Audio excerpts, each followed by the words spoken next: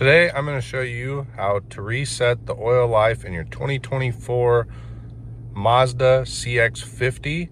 I'll leave in the description below what other years that this works on. If you're new here, I'm a working tech that shows how-to videos that are straight to the point.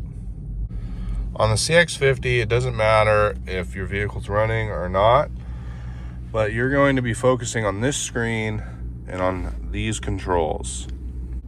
First, what you're going to want to do is press the home button, and you're going to get a screen something like this.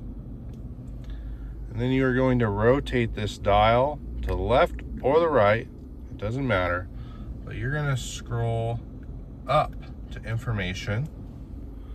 You're going to click this in. You're going to scroll down to vehicle status monitor, and you're going to click that in.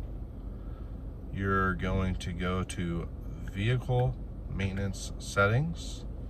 You're going to scroll down to reset oil change distance and click reset.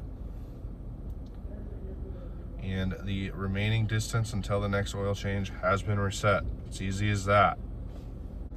While we are here, I'll show you how to change this from an automatic service state to a manual service state. So you're going to go to this section, you're going to click on that button, it'll switch it to manual, and then you can go to set next service distance, and you can scroll and pick whatever mileage you want. For this car, I'll pick 5,000 miles. Hit the back button, and now it'll notify you 5,000 miles from this time that you need to change your oil again. It's best just to leave it in automatic because this is going to be manufacturer specific.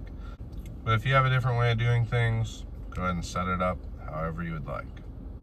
Go ahead and leave this video a like if this helped you, and comment below what else you'd like to see.